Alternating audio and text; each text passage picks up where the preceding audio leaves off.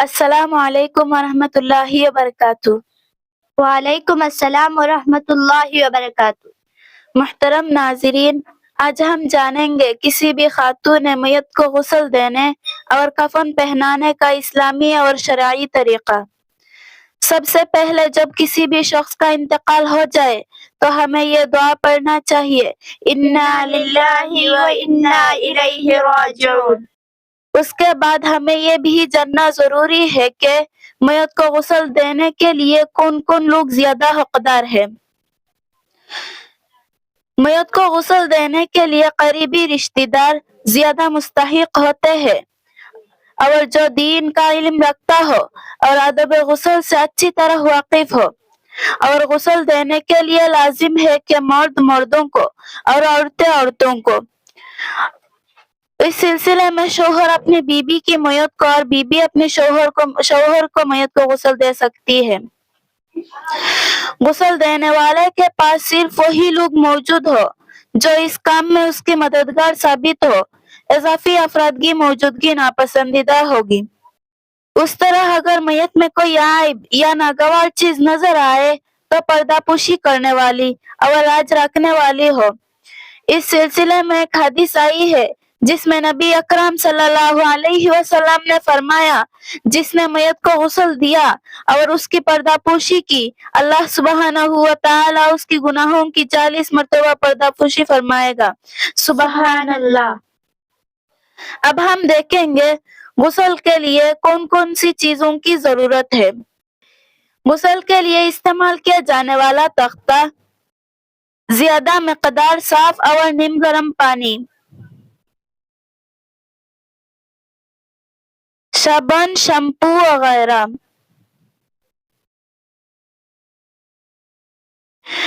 چند جوڑے ہاتھ میں باندھنے کا دستانے، 2 سے 3 بالٹیاں اور مگ، روئی کا بنڈل تاکہ میت کی ناک اور کان کی گندگی کو صاف کرنے میں کام آئے،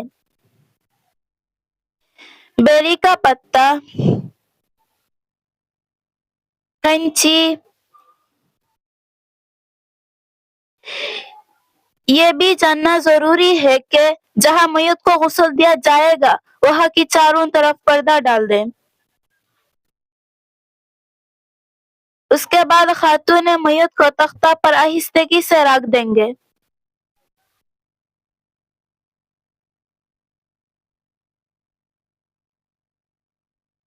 اب ہم جانیں گے غسل دینے کا طریقہ، انشاءاللہ۔ طریقہ غسل میں ہم سب سے پہلے خاتون میت کی جسم پر کوئی بھی زور وغیرہ ہوتا نکل دیں گے۔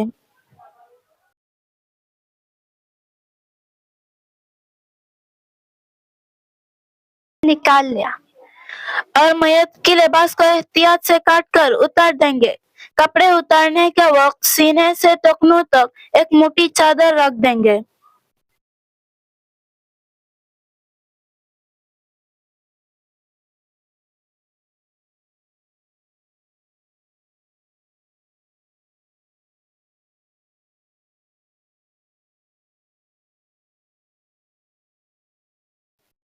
ہم نے موٹی چادر رکھ لیا۔ اس کے بعد میت کے سر اٹھا کر آہستگی سے اسے بیٹھا ہونے کے قریب کر دے، پھر اس کی پیٹھ کو نرمی سے دبائے تاکہ جو کچھ نکلنا ہو نکل جائے۔ اس موقع پر پانی کثرت سے بہائے 3 مرتبہ۔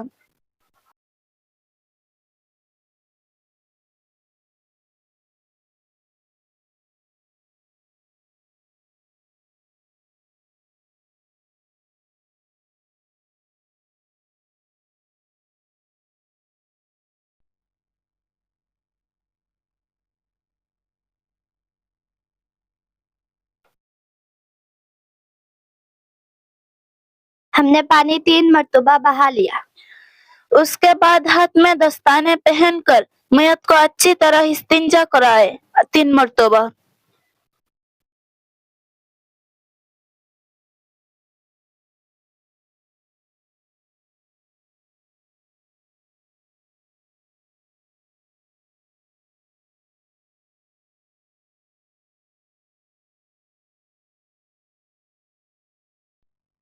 ہم نے استنجا کرا لیا.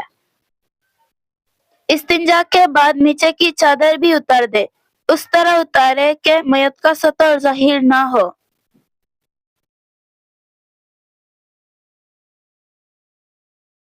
اس کے بعد میت کی ہاتھوں اور پیروں کے انگلیوں کو صاف کریں گے اچھی طرح.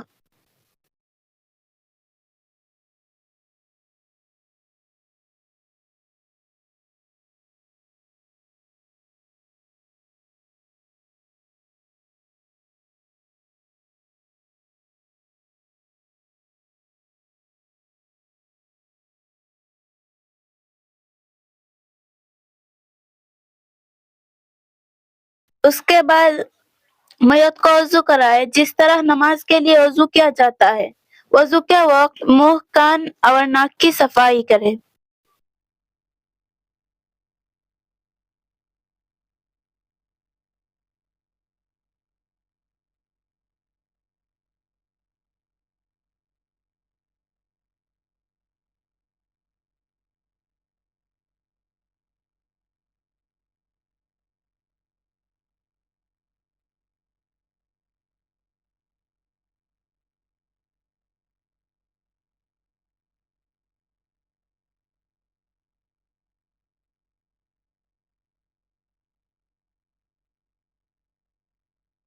ہم نے وضو کرا لیا. بیری کے پتوں والے پانی کو استعمال کرتے ہوئے سر کو صابن یا شیمپو سے اچھی طرح دھوئے.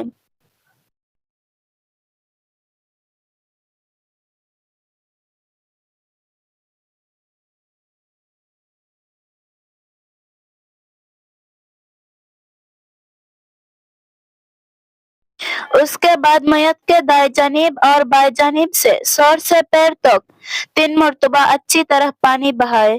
اس طرح بہائے کہ سطر ظاہر نہ ہو.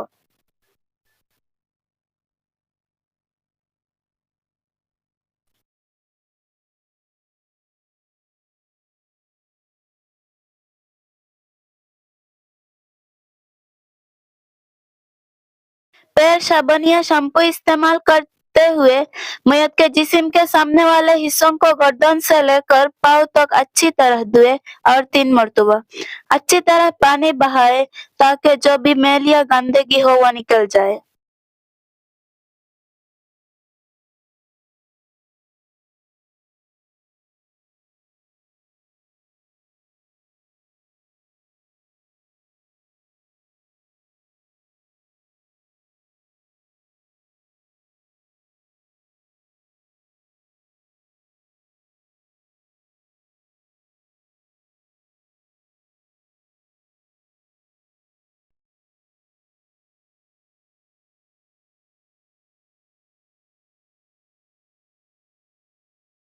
کافور ملا ہوا پانی بھی میت پر 3 مرتبہ بہائے.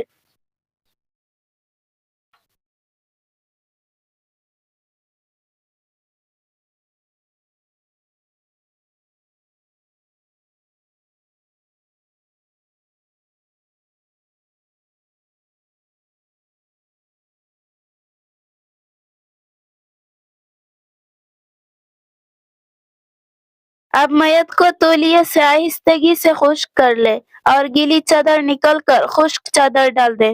چادر اس طرح نکالے کہ میت کا سطر ظاہر نہ ہو.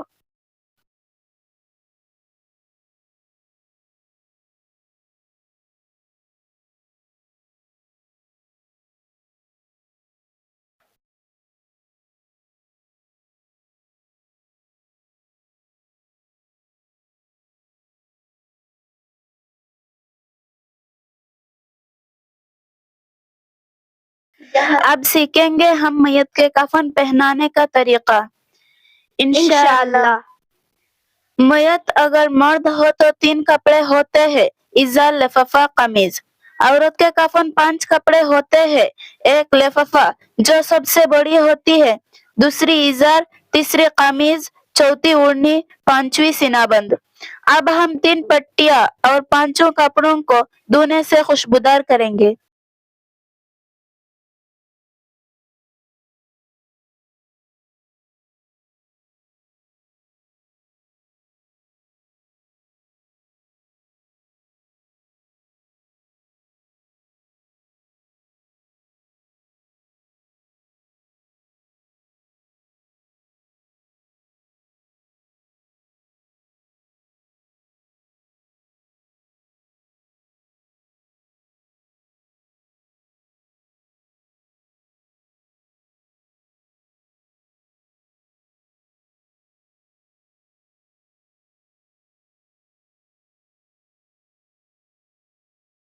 हमने दोनों से खुशबूदार कर लिया।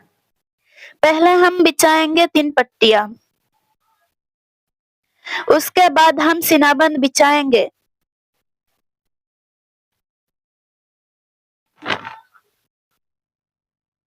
सीनाबंद के बाद लिफाफा बिछाएंगे।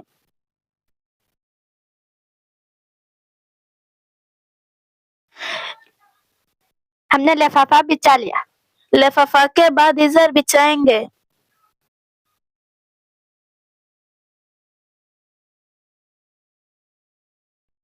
हमने इजार बिछा लिया। इज़र के बाद दुपट्टा बिछाएंगे।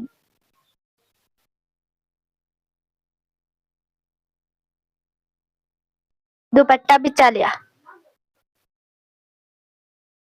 उसके बाद हम कमीज बिछाएंगे। कमीज का ऊपर का हिस्सा लपट कर सर की तरफ रख देंगे।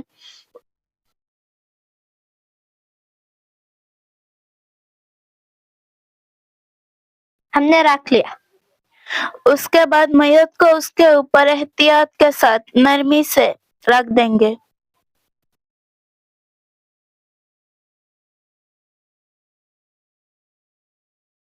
हमने मैयत को रख लिया। उसके बाद हम कमीज को पहनाएंगे।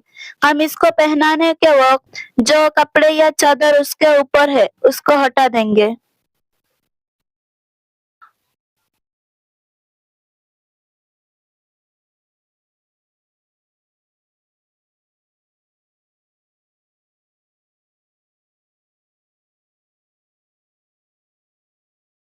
हमने हटा लिया। कमीज पहनाने के बाद औरत के जो बाल होंगे उसको दोनों जानिब से इकट्ठे करके उसके सीने पर रख देंगे।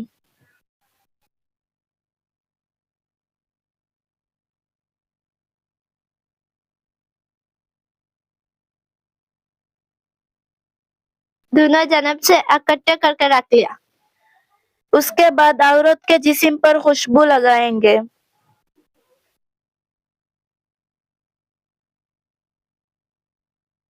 हमने खुशबूदार कर लिया। उसके बाद औरत के सर पर ओढ़नी पहनाएंगे।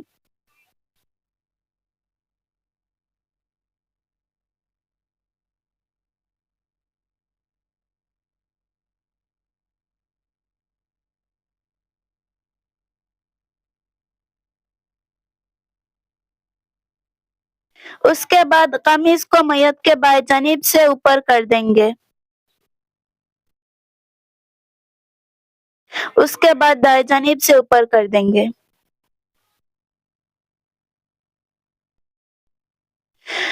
उसके बाद इज़ार को मैयत के बाएं जानिब से ऊपर कर देंगे। उसके बाद दाएं जानिब से ऊपर कर देंगे। उसके बाद लिफाफा को पहले बाएं जानिब से ऊपर कर देंगे, बाद दाएं जानिब से ऊपर कर देंगे। उसके बाद सीनाबंद को मैयत के पहले बाएं जानिब से ऊपर कर देंगे और फिर दाएं जानिब से ऊपर कर देंगे। उसके बाद पट्टी से बांध देंगे, पहले दरमियान में एक पट्टी।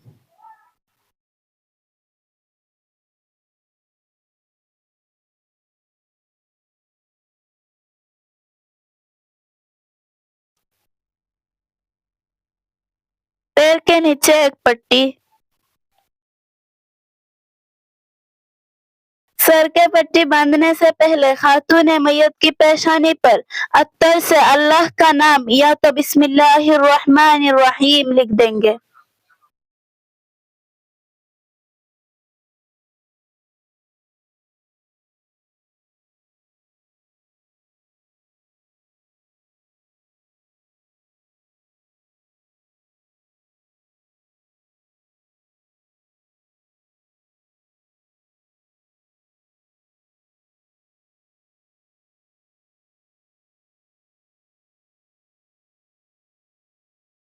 इस तरह से मैयत की तकफीन मुकम्मल हो गई। खातून मैयत की तकफीन के लिए गैर मुहरिम होना जायज नहीं, सिर्फ मैयत की मुहरिम वहाँ पर मौजूद हो। मैयत की गुस्ल देने के बाद गुस्ल करना मुस्तहब है और मैयत को उठाने वाले के लिए भी वजू करना मुस्तहब है। अस्सलामु अलैकुम वरहमतुल्लाहि वबरकातुहू। وعلیکم السلام ورحمۃ اللہ وبرکاتہ.